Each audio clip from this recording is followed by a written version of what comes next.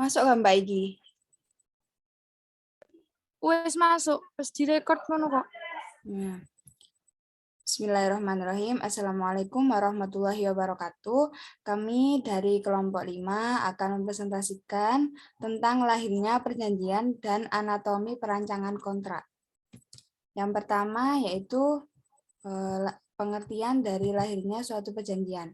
Menurut asas konsensualisme, suatu perjanjian itu lahir pada detik tercapainya kesepakatan atau persetujuan antara kedua belah pihak mengenai hal-hal yang pokok dari apa yang menjadi objek perjanjian. Apa yang dihendaki oleh pihak yang satu adalah juga yang dihendaki oleh pihak yang lain, meskipun tidak sejurusan, tetapi secara timbal balik kedua kehendak itu bertemu satu sama lain. Sepakat yang diperlukan untuk melahirkan suatu perjanjian yang dianggap telah tercapai apabila pernyataan yang dikeluarkan oleh suatu pihak diterima oleh pihak lain. Kemudian, sebagai kesimpulan dapat ditetapkan bahwa suatu perjanjian lahir pada detik tercapainya kesepakatan, maka perjanjian itu lahir pada detik diterimanya suatu penawaran. Kemudian, pada awalnya, perjanjian tidak hanya dipandang sebagai suatu perbuatan, tetapi merupakan suatu perbuatan hukum yang bersisi dua. Artinya bahwa dalam suatu perjanjian terdapat satu perbuatan hukum yang mempunyai dua sisi. Sisi yang pertama adalah penawaran, sedangkan sisi yang kedua adalah penerimaan. Pendapat ini juga mendapat banyak kritikan, lalu lahirlah pendapat selanjutnya yang mengatakan bahwa perjanjian tidak lagi dianggap sebagai suatu perbuatan hukum yang bersisi dua, tetapi perjanjian merupakan dua perbuatan hukum yang masing-masing satu sisi sifatnya. Dua perbuatan hukum tersebut adalah penawaran dan penerimaan. Penawaran dan penerimaan masing-masing menimbulkan akibat hukum. Kemudian, berdasarkan hal tersebut, di atas maka perjanjian didefinisikan sebagai hubungan hukum antara dua pihak atau lebih berdasarkan kata sepakat untuk menimbulkan akibat hukum. Dua pihak itu sepakat untuk menentukan peraturan atau kaidah atau hak dan kewajiban yang mengikat.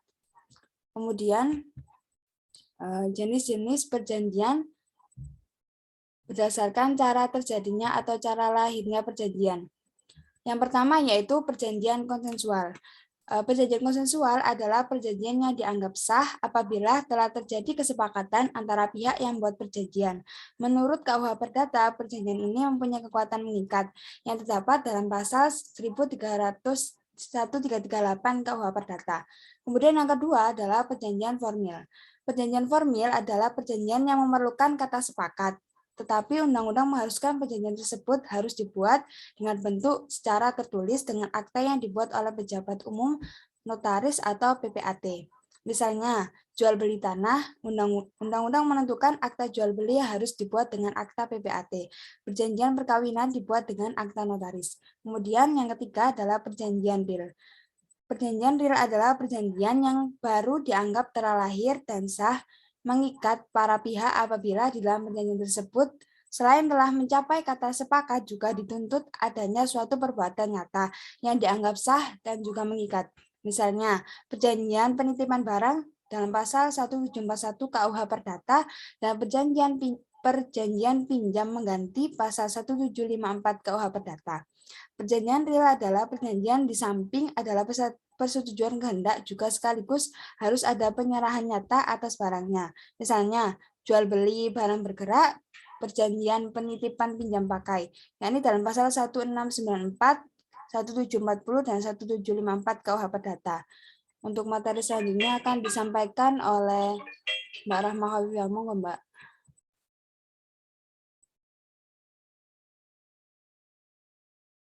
Ya baik, untuk materi selanjutnya yaitu teori kehendak. Nah, menurut teori kehendak ini, faktor yang menentukan adanya perjanjian adalah kehendak. Nah, meskipun demikian, terdapat hubungan yang tidak terpisahkan antara kehendak dan pernyataan. Nah, maka dari itu, suatu kehendak harus dinyatakan. Namun, apabila terdapat ketidaksesuaian antara kehendak dan pernyataan, maka tidak terbentuk suatu perjanjian. Teori kehendak atau Wills Theory ini menitikberatkan pada faktor kehendak. Jika kita mengemukakan suatu pernyataan yang berbeda dengan apa yang dikehendaki, maka kita tidak terikat pada kehendak itu. Atau kelemahan dari teori ini adalah akan timbul kesulitan apabila terdapat ketidaksesuaian antara kehendak dan pernyataan. Karena di dalam kehidupan sehari-hari seseorang itu harus mempercayai apa yang dinyatakan oleh orang lain. Next, Mbak. Teori pernyataan. Nah, dalam teori pernyataan ini pembentukan kehendak terjadi dalam ranah kejiwaan seseorang atau biasanya itu lahir dari diri seseorang sendiri itu. Sehingga dari pihak lawan tidak mungkin mengetahui apa yang sebenarnya terdapat di dalam benak seseorang. Dengan demikian, suatu kehendak yang tidak dapat dikenali oleh pihak lain tidak mungkin menjadi dasar dari terbentuknya suatu perjanjian. Nah, suatu kehendak itu bisa menjadi perjanjian apabila kehendak tersebut harus dinyatakan, sehingga yang menjadi dasar dari terikatnya seseorang terhadap sesuatu perjanjian adalah apa yang dinyatakan oleh orang tersebut. Menurut teori ini, yaitu teori pernyataan itu, jika terdapat ketidaksesuaian antara kehendak dan pernyataan, maka hal ini tidak akan menghalangi terbentuknya perjanjian. Teori pernyataan lahir sebagai jawaban terhadap kelemahan teori kehendak.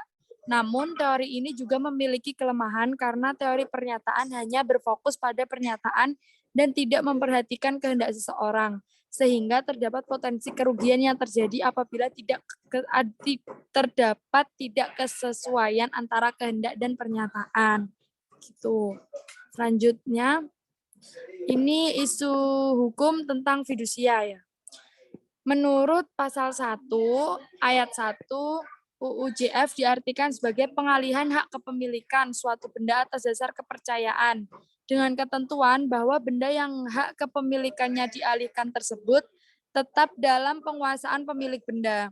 Nah, oleh karena benda tersebut tetap dalam penguasaan pemilik benda, maka kecurangan atau tindak melawan hukum kreditur pun tidak bisa dihindari pada era saat ini. Banyak kreditur yang curang karena menggadaikan objek jaminan fidusia pada pihak ketiga. Tidak sedikit juga kreditur yang menggunakan objek jaminan tersebut untuk melakukan tindak kejahatan atau tindak pidana. Jadi kasarnya itu kayak mengambil kesempatan gitu dalam hal-hal pekerjaannya. Nah, perjanjian kredit itu menggunakan jaminan fidusia dimaksudkan sebagai penambah keyakinan atas kemampuan dan kesanggupan debitur dalam melunasi hutangnya. Hal ini menunjukkan bahwa keberadaan barang yang diikat secara fidusia adalah untuk memberikan jaminan pada perjanjian pemberian kredit atau perjanjian pokok oleh bank. Selanjutnya, Mbak. Nah, ini kita bisa mengambil contoh kasus ya. Bentar.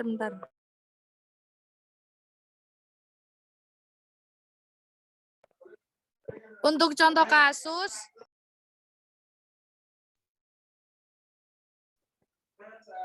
kasus itu misalnya kita lihat dari contoh kasus fidusia yang kita amati dalam kehidupan sehari-hari.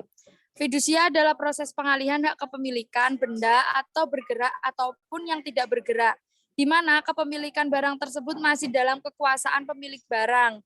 Sebagai contohnya itu jaminan fidusia ada kredit ya. Contohnya itu kredit sepeda motor.